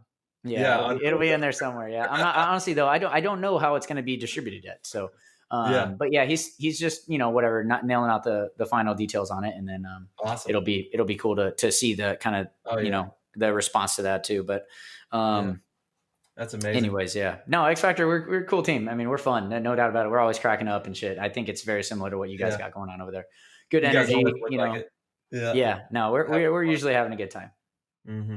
That's what it's all about, man. That's if nothing else, why are you doing this? Well, you don't win all the time, so you gotta enjoy it. You gotta enjoy losing. Unfortunately. So if you're gonna lose, you gotta lose with some funny guys, I guess. Or some degenerate gamblers, or maybe win with the degenerate gamblers. But so I think after in Philly, you went straight to the casino afterwards. Didn't you win there too? Oh yeah, dude, I did actually. We won a bunch in Prague. Yeah, we did actually. Or not Prague. Sorry. Where was it? No, it was Prague. It was Prague. Yeah, it was Prague. But so Philly, we won, and like half the guys had flights to catch, and the other half, and I literally, we were all still soaking wet. Just sweaty and everything. And I looked at Ryan, I'm like, I am going to the casino right after this, and we went, and dude, actually, it's oddly enough, Kyle came with us, and he was like, just kind of our pep boy, like just kind of he was our, hype man essentially. And, I ended up making like $1,500 or $1,600 in the casino there in a few hours. There we go. And then, what's funny about it is, we left and everything. And, a couple months later, Kyle, this is how Kyle is. And obviously you guys know him pretty well too, but I didn't quite realize how I didn't have that. Like, I obviously have always really liked Kyle because he's a really cool dude, but he kind of struck me a little bit differently when he came out to me. It might've been in Prague or the next European event. And he goes, "Hey man." And he pulled something out of his pocket, and it was a fucking poker chip. And it was a poker chip from that casino in Philly that we were at. I had cashed all mine in, and he was like, "Here, man, you might I figured it'd be kind of cool to give this to you later, cause you can put it in a box or something." You know what I mean? And I was like, dude, that is, I remember just I was caught completely off guard, but I was like, damn, that's the kind of person Kyle is. That was thoughtful, right? Like he was really thoughtful 100% and just thoughtful, completely like that, like I was saying earlier, like wanting your friends to succeed. Like he was literally just there hyping us up after we won this tournament. He could have been doing whatever the hell he wanted to do. And he was there with, us just kind of being super, obviously we had fun, but then to do something like that after the fact, I was just like, holy crap, I can't believe you even thought about it, Kyle's one of the most thoughtful people I've ever met. I've been able to spend a lot of time with him, playing on Dynasty. I'd stayed with him and Short at their house all the time. And he's just one of the best dudes ever. Yeah, I agree. I thought it was funny too, obviously hanging out with him a lot more last year, is that he's always thinking of a stupid joke to tell that's got two meanings. You know what I mean? So it's so dumb it's funny, you know what I mean? But he had to think about how stupid it was to say it. So it's just okay, man, all right, that was one of the things that I genuinely really love the most about him. Yeah, he's a goofball, dude. He has them piled up. He's got a whole phone. Yeah, no, I know he does. He's ready, dude. He's just ready, shooting them off. Yeah. We had a lot of good times last year with that team. It was me, you, Kyle, Blake. We had Johnny Greer. Rainey came in at Prague, so he finished out the season with us, which was actually a great addition. Rainey is a character of his own. I know you and I talk. Oh, trust me. Yeah, he's a character. I had to break something up in Prague there, or maybe I did. I don't know. Could have gone worse. Could have. Yeah, Rainey and I have a long history, and he's a very opinionated person, but he's a smart person. He understands the game, and he has been doing it for a long time. And and then gambling, but he's the pro gambler. But I swear, you and I had the most success that night. I do remember Kyle was bummed. He was like, damn it, I really wanted us to win Prague so I could pull out this poker chip and give it to you, Archie. You know, exactly. after, he was like, right, I was holding on to it until we won. Yeah, that's right. But, I remember that. That's right. Because he did say that. He's like, I was hoping I'd give you this after we won, but whatever. Here it is. I was like, I still couldn't believe that he had gone that far to do that. Yeah. Totally. That was a fun night. I'm sure we can't tell all the stories from Prague that night, but the casino was epic. Yeah, that was the fun. Brazilian steakhouse. Texas. Yep. What a cool city. Talk to me about that, guys. What was it like playing on the ML Kings? I mean, that was a pretty star-studded team. You guys had a lot of fun there. Well, we're the Golden State Kings. First and foremost. Sorry. Yeah. No, King time, baby. Yeah. Dude, I mean, Tyler, you've got obviously you played with a lot of fucking great people too. You know what I mean? And so it's very similar. But I think certainly right now, like the guys we had on that team, to me, it was just really special, man. I mean, all guys that I've always had an immense respect for as players, and obviously even cut up before we were real close, whatever. Like Marcel and I have always kind of chatted a little bit, and Kyle, same thing. Like I've known Kyle pretty well for a while. I played with Ryan a long time ago. Blake was kind of the X factor, if you will, for me. I didn't quite know all that. I got thrown full in, dude. He was my roommate, so it was like 100% exposure right off the bat. But no, it's just, dude, it's really just a bunch of well-traveled, like-minded guys that are all on a common mission, right? Totally. And when you being on a common mission with people is great, but when you're with well-traveled and like-minded people, man, it changes. It really does, And so for me, it was the whole season, was just, it's just surreal. I mean, I still think about it like that. Like it was just surreal. And, and also being on a fresh thing, you know what I mean? Like, obviously I've been playing with my team for a long time, and you guys have been playing with Dynasty for a long time now. It's, there's certain things that, it's like you still love, but there's certain things that maybe you wish were a little bit different, you know what I mean? But when something is new and fresh and vibrant, it's it's kind of just glowing, Oh, you guys were in full flow mode. Yeah, it was great. And it was funny too. I mean, and even obviously we did really well in the first event, and I didn't really maybe think or realize how natural it would be. Like Ryan and I were kind of co-coaching for the first event and the second event a little bit too.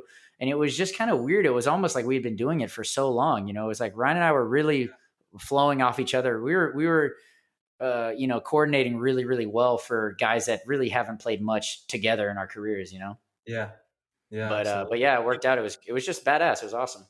It was, and it was surreal to watch from an outside perspective. I had so much fun. I would wake up at 4 a.m. or 2 a.m. or whatever the game was. I was watching everything and really tuned in there. Yeah, that's how Ryan was. He does that stuff too whenever I'm over there and stuff, and he'll always if he's got some help, he'll send me something. You know what I mean? And which is always nice, obviously. Boys, man. Yeah, I agree. It's a coalition of paintball players, and I hope that someday we'll build a stronger coalition of paintball players because we run the show, and that's the truth of the matter. Is if we choose to, pull the triggers and play the game how we choose to play the game, then that's what it's going to be. And we all got to, do it for the love of the game. And I think that's all why we're here right now, which is an amazing thing. Yeah, absolutely. Yeah. So I know you play a lot of golf, Arch.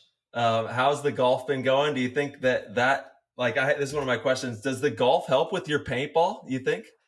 Okay. So in my opinion, yes, but I think that, I think paintball is really relatable to just about anything you can do in life. And so I try to draw, something from everything I do, right? Whether it's real estate or golf or paintball or bowling or, playing dice, which that's probably a little more random, but yeah, no, absolutely. I mean, golf is life. I love golf. Well, you play, but I mean, in my opinion, the most important thing, it's hard to say the most important thing. That's an absolute, but I would be hard to argue that, being in the moment is very important. Right. Mm-hmm. And golf is something that teaches you that you need to be in the moment, more so than anything, because hitting a good golf shot is very difficult to do. And the difference between a very good golf shot and a very crappy golf shot is like a quarter of an inch, or just a little bit less Same as- focus, right? Same as And paintball. so exactly right. So it's very, I like to think it's mind training, and again, it's, exactly. Also, when I'm playing ball, like obviously I'm playing against guys, but like it's all me, like I'm doing what I need to do. I'm mentally doing what I need to do, and whatever happens is going to happen, but I'm going to do the decisions, I'm going to do what I think is right. And all that is mental training. And golf is very similar in that respect. I'm training my mind. Okay, I hit a terrible shot. I got to just forget about what the score is, right? And I got to play this next point, right? So it's very relatable. And I mean, I think a lot of things are relatable, though, to be honest. And I try to draw those conclusions all the time, anytime I can, whether it's a relationship, a job, a hobby, all those things. I try to relate them. It's a very thin line that draws it all together, man. It's all kind of mirrors of themselves looking back at each other, and that's how you build on everything. Yeah, for sure. And I think because of those, making those relations, I would say that I think I'm almost a natural at a lot of things. Like I pick things up pretty quickly, and I think it's just because I'm using lessons from other, things. Totally. Okay, figuring out something quick, right? You're just learning how to do things. That's essentially what it is.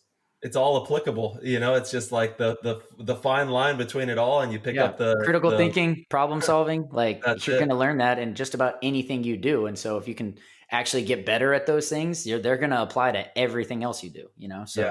Totally. So yeah, like for me, I mean, I think even video games is helpful too. I don't play a ton of video games, to be honest with you. I've played when I was a kid. I used to play quite a bit. I played DPB way back in the day, and I was a beast of that game. When Mouse and Marcelo played for a little while too. Yeah, the best. A little while, man. I was the bee's knees in that.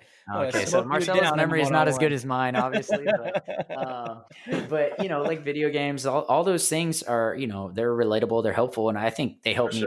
I don't play as much video games now, but I'm doing things to make sure that I'm firing up here and make sure I'm ready and sharp and in the space I need to be to really compete at a high level.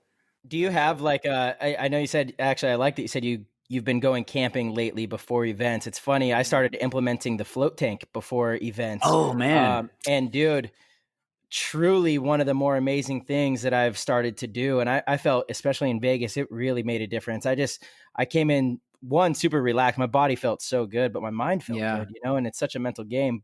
So I've definitely started to implement all decision making out there. Yeah, absolutely. But do you have like a kind of structure that you go through? I'll tell you what, to be honest, not really. And, but really my structure is usually very similar day to day, like I'm a very relaxed individual. I don't work like 8 hours a day. Like I choose not to, What does a typical day look like for Archie Montemayor? All right, let's think about that. I usually go to bed late, right? Usually between midnight and 1:30, right? So for whatever reason, I sleep late, or I go to bed late. And I'll usually wake up around between 7:30 and 8:30, right? And I don't have an alarm. I wake up when I want to wake up, or when my body's waking up. Dude, that's insane. That's literally my exact schedule. So then I take Quigley out, right? And if I'm going to my office, shout out to Quigs. Quigley, the man. If I'm going to my office, he'll ride. I bring him with me, so I'll get ready real quick, and then we'll go to the office. That's his dog for everybody out there listening. Yeah. Everybody, they should know. If they don't know who Quigley is, they should. That's pretty much all. That's as personal as it gets on my Instagram. That's Archie's partner. Yeah. So, I'll take him to the office. I'll be there for between 5 and 7 hours a day, and but like it's really relaxed and really chill. I've got tenants coming in and out, and like if something comes up, like I just make sure it gets taken care of. I'll go pop up. Ryan rents space for me. So I'll go, cut it up with him a little bit. We'll grab lunch a couple days a week. Yeah. And then I'll head home, and my commute, I didn't even talk about this. My commute is designed basically. Like I want to live, my office is right next to this, like downtown park. And like on my commute, it's like, I live down there because I don't want to be in traffic. Like it's just all part of design. I don't want to do things I don't want to do. So like I enjoy my commute a lot, and that's why I live where I live. I choose to do that. And it's very peaceful. It's very easy for me to just have my windows down and look at people enjoying themselves and looking at nice views and nice things all the time. That's all my fucking head is filled up with. You know what I mean? Yeah. And Love that. and my dog's got it, he's fucking just got his head out the window, fucking just loving life. You know what I mean? And then I'll head home, and I'm going right home, right through that same park, right across Town Lake. Just it's just so much to just literally be happy about. You know what I mean? And then when I'm home, I'll either, I'll work out, I'll get some type of workout in. Either maybe meet up with somebody for dinner or whatever. I'm also pretty beast in the kitchen. But I also enjoy going out to eat, but it's just the same thing as like golf. You learn how to do things and you're figure swinging it the out. club in there and getting it done. Yeah, exactly. But yeah, so then I'll, do something for dinner, and then I'll either kind of read up on my, the things that I read. Now, I'm not like a huge book reader, but I do read some, but like a lot of the content I get is through my phone. Obviously that's everybody nowadays, but like I have certain pages and certain like Instagram pages that I really like to consume, just because you've turned me on to a couple really good ones, by the way. Yeah. Appreciate that. So like a lot of times, I mean, and I get lost in that kind of stuff where like I don't religiously look at these pages, but what happens is the way my brain works is I get on something and then I'm like, oh man, dude, I forgot. And I'm not like dive in, I dive in some more. And next thing I know, I just spent an hour on, an Instagram page going through all the fucking gold, you know what I mean? And so like, that's kind of a typical day for me when it's during the week. Yeah. Dude, you touch on something, Arch, that I think is so important outside of pursuing a paintball career or even business, just for general happiness, being in control of what consumes your mind. Like that is so important. That is such an important thing that a lot of people unfortunately don't understand. And I really wish more people did, because there is a lot of depression and there'd be a lot less anxiety in the world, man. Yeah, anxiety, all this stuff that's going on. And it's, not to say there's not real reasons for people to be depressed and have anxiety, like that stuff's going on too, but so much of it really is a choice in how you live your day-to-day life and the types of things you do to create a better life for yourself. And, like you said, by design, you live in that area with a short commute. You designed your commute because you wanted to create what you do every single day. Granted, that takes money. I get that too, but still, like there's things that you can do every single day to put your mindset in a better space. It's all decisions, man. Like that's all it is, man. And like not making a decision is a decision. If you let things happen to you, that's making a decision as well. Dude, priorities, decisions, I mean, they're the same thing. You know what I mean? Like if you, and I'm a firm believer, like if you really want something, you're the only fucking obstacle. Excuses. You know what I mean? Like that's the truth. It's just prioritizing. Trust me, man. Like people prioritize a Starbucks coffee every day. You know what I mean? That's right. I don't, but people do, like that's all it is. It's just priorities, and you don't even drink coffee. You're a complete weirdo. I don't. Yeah. I mean, I know I am a weirdo. I know that, but complete weirdo. I don't know. But everyone's got their own little weirdness, and that's what makes us all unique, and it makes the flow happen. But no, like just being conscious of what I'm putting in front of my eyes, what I'm putting in front of my face, and in my brain. Like I will say that I spend a lot of time trying to keep the trash out, if you will. Yeah. Well, go ahead, Mark. Okay. Sorry. What are some small steps you would recommend to people that are listening to start clearing their mind a little bit? Things that they could do to start becoming, happier seems a little like a hippie way to put it, but it truly is the ultimate goal, right? Like we all want to live happy lifestyles, and it is a practice.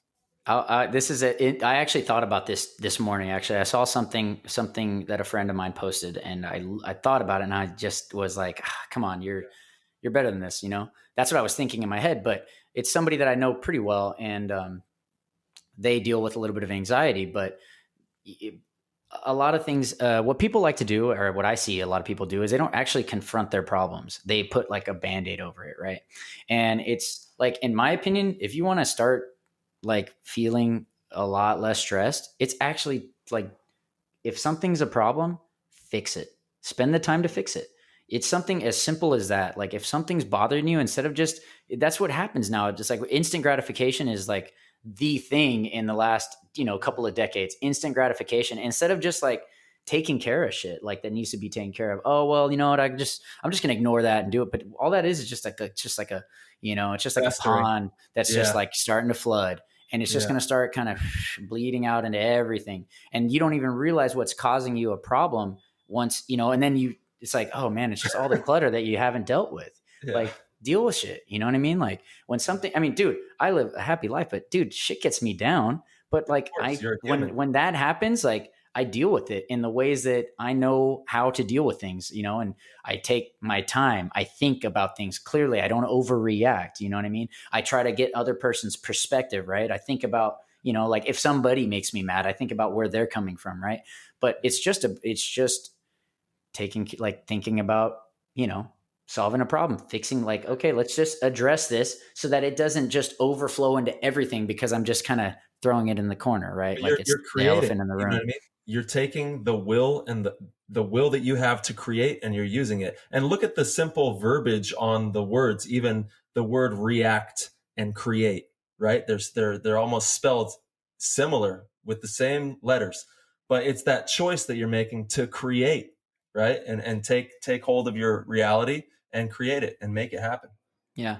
So like for me, that's one thing is just you take care of shit. Like don't let it like kind of linger, like if something needs to be addressed, address it. Cause if you don't address it, and trust me, I've learned this the hard way. And sometimes I don't follow through with, even that mindset, but that's a good start. Right. For sure. Another thing is honestly, like being a little more, introspective about the things that you own, like one of the things that I'm pretty, passionate about is not really owning that many things, right? Like possessions, because they end up owning you and you end up just realizing that you've just accumulated a bunch of crap over your life. You know what I mean?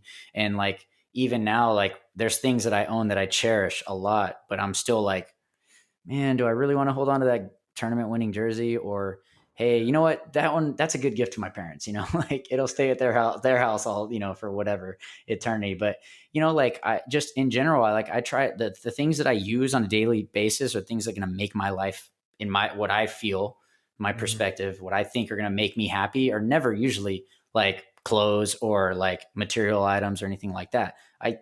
So for that reason, I usually only get things that have some type of connection to me, right? Like even the jewelry I have, like I've got a few different rings that I've gotten, like I have certain memories or they mean something to me, right? And so those drove all around Prague trying to find one of those rings. Yeah, I know. And we found it. Yeah. How about that though? In a parking lot. I couldn't believe it. Crazy. Anyways, yeah, God, just hoping it was there. I remember that. Trust me. And it was there? Yeah, it was. Oh, yeah. Wow. Dude, that's lucky. But anyways, but I think in general, if people weren't quite so materialistic, they would also realize that they might have a little more time to kind of delve into some of these other things that might fulfill them a little more. Those are great kernels of knowledge for people to walk away with, man. That's so true. Absolutely. Yeah. So, Arch, I think another big question, the future of paintball right now is a little unpredictable. There's a lot going on, especially with the league, the NXL. You saw, obviously, they've separated the events are going to be into regions. Looks like the pro teams will get one event in their region before World Cup. What do you think about all that? Have you been up to date? Are you familiar with everything? To be honest, I'm aware of it, but I haven't really put a lot of thought into it. I've been pretty much like almost checked out completely from paintball. Is that too loud? Can y'all hear anything in the background? We can a little bit, but I can go tell them to pipe down a little bit if I need to. I'm at my parents' house, so we're doing a little cookout or whatever. But this is real life, baby. You know what I'm saying? Yeah, we're good. Yeah. So yeah, I've been pretty checked out, to be honest with you. I haven't really been playing a lot. I've been just kind of keeping my mind floating around a little bit and like, again, all the hypothetical stuff, like, oh, what's going to happen and what's not going to happen. It's just like, I'm not really not worried about it. Yeah. So I just kind of like, hey, I've told Ryan, I'm like, hey dude, like even Ryan's like, hey man, why don't you say anything in the text? And I'm like, dude, like, I got better shit to do than like, there's 50 texts going off about, like the funny meme or whatever. I'm like, just like get at me when it's like something important, you know what I mean? Like, and right, like up until, whatever we have our practice dates or whatever, and who we're practicing, then it's kind of be important, but like right now there's just not much going on with paintball. So it's like, I don't know. And yeah, I've just got my mind on other things. Once we're kind of getting like, once that, that tunnel is getting a little closer, then I'm going to be like zoned in. But for now, I'm kind of taking the time to enjoy being away from it. I think I kind of mentioned that Vegas was I mentioned it was a tough event for the team, but it was a real heavy event for me personally. I was just not sitting right after that one. Definitely, I wouldn't say shook me, but it just left a bad taste in my mouth. And it was to me almost like the way it was supposed to be. We got a little break afterwards.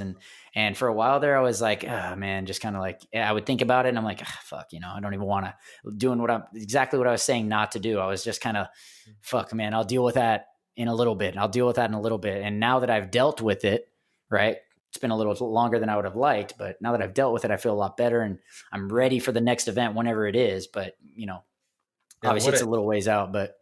What an interesting time it is right now, huh? It's definitely our hearts go out to all the people affected by this, and we can't wait to get back to some normality after this is all done with.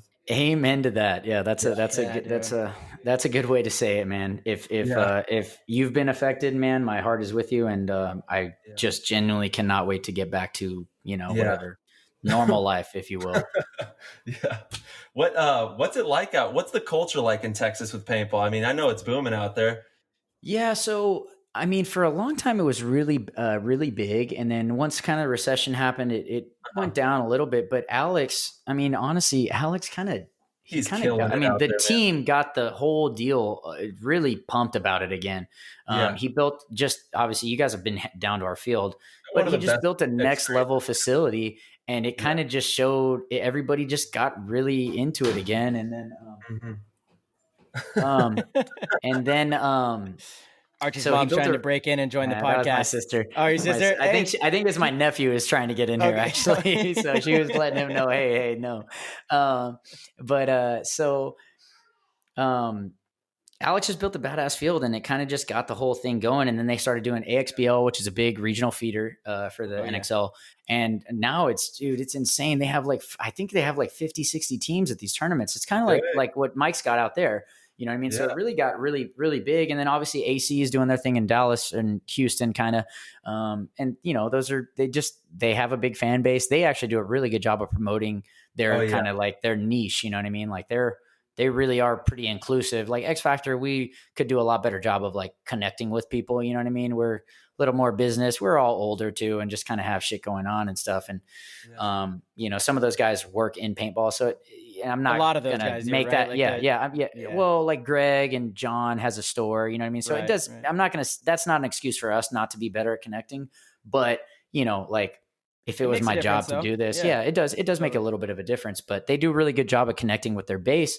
And, we should definitely learn some things from them in regard to that. But Texas has been strong for long. And even throughout all the divisions, dude, there's Texas teams on the podium at every event. Mm-hmm. Who's the best Texas team? Who are you talking to? Let's be real here. I'm just kidding. We're the only team from Texas that's won an event. Yeah. Oh, it's X Factor. It's X Factor for sure. I thought he was asking about divisional or something. I didn't know where he was going with that. Oh, I don't really know the divisionals that. I mean, honestly, there's a ton of really a lot of really good divisional teams in Texas. I couldn't even tell you who the best one is. I mean, that park is so insane. Paintball. Oh, okay, both of them. Yeah, they're both. No, your guys' field and the AC field is amazing. They pretty much built it out just like ours. I mean, it's nice too. And Alex, one of the best hosts as well. When we came out to practice, you guys. Was it last year or the year before? I forget, but it was an amazing experience. It was 2 years ago. With Dynasty? Yeah. Dude, that was 4 or 5 years ago. No, it wasn't, bro. It was 2018. Positive. I got a picture of it in my Golden State jersey. I remember it was recently, and I was eating all that barbecue. Dang, I don't remember. I feel like we haven't played you guys in at least 3 years, but maybe I'm mistaken. It's been a few, 2, 3. But what I was gonna say though is Texas is truly the new. People ask where's the mecca of paintball? It used to be Southern California, hands down. for sure. And honestly, I believe it's Texas now. No, there's no doubt that it is. I mean, it just is. For whatever reason, just people are really amped about paintball right now in Texas. I mean, obviously having a couple of teams and like Alex is really infectious too about it. Like I think everybody that's met Alex would say the exact. I mean, he's just a really special guy. And I'm super grateful that just to spend the amount of time we do with him because he's. He kind of has like dad talk, and like, fumbling up words and stuff, but like the message is always clear though, and that's what's important about being around a guy like that.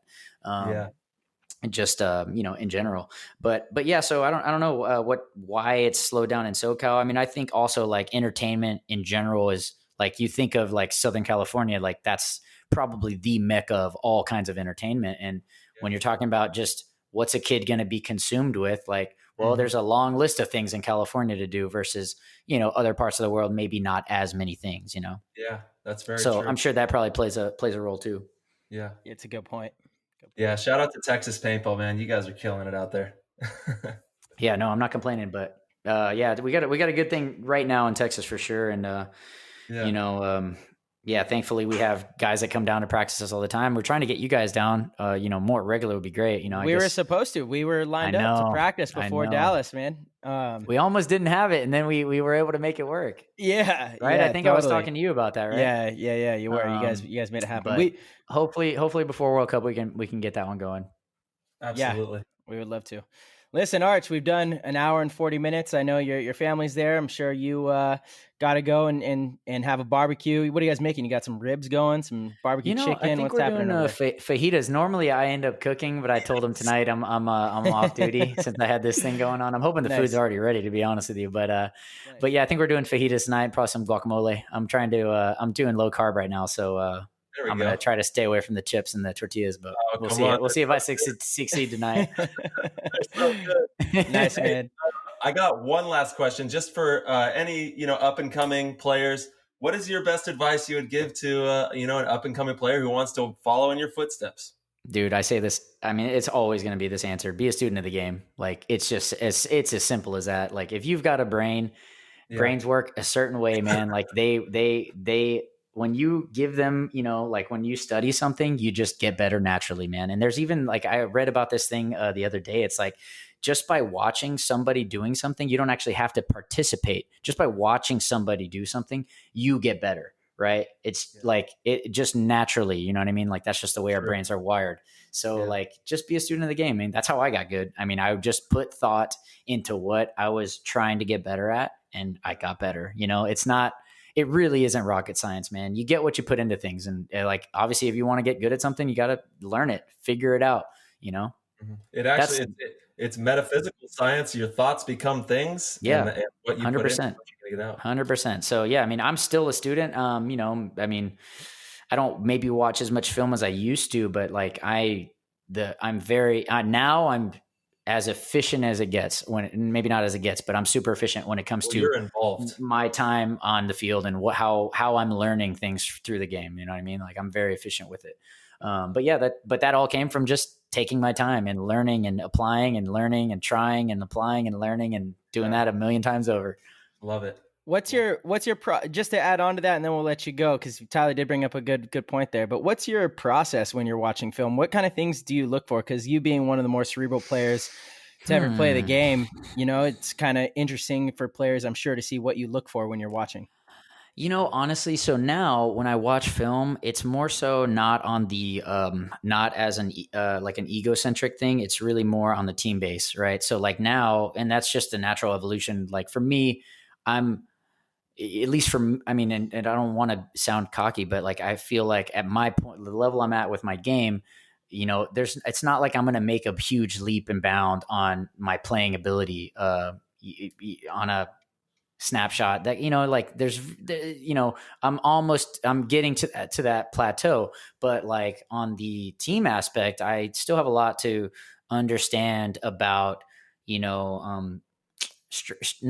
know a lot about strategy, but really trying to read other teams and when I can predict that they might do something, right? Because I haven't that's a lot of, to understand that way of thinking on, essentially, I got to think how Dave Baines thinks for his team. But guess what? Dave's been coaching them for 12 years. And I've been, like I've spent very little time trying to be in his head about it. Right. So like, that's kind of the stuff I work on now, is I'm trying to get in that head so that maybe I can draw something, and maybe in a tournament, right, in a match we're playing against Impact, I'll be able to say, man, I'm pretty certain Dave's going to want to do something here. And now, okay, it's Mao. So like, okay, I think, you know what I mean? Like, give myself anything there. Cause as we know, a little bit goes a long way in this game. So that's kind of or also like within our own team, like what are our tendencies or where we've made little mistakes. A lot of the stuff I work on now is within our team as well. And where I could try to feed something to Ryan where maybe he'll be able to go in a little more in depth, or I'll just, kind of think of a little nugget and say, what do you think about this? That's really, it's more kind of team ball stuff now for me. Absolutely. Yeah, awesome, man. You said a good little piece there. Tendencies, right? That's what it's about. Tendency of the coach, players individually, the team as a collective. Predictability. You want to be able to predict people out there. Yeah, it's just Archie. It's again getting some more stuff up here so that I can hopefully recall it later. It's all redundant. At the top level, that's where it all comes into play, right there. Oh yeah, it is. Yep. Yeah, absolutely.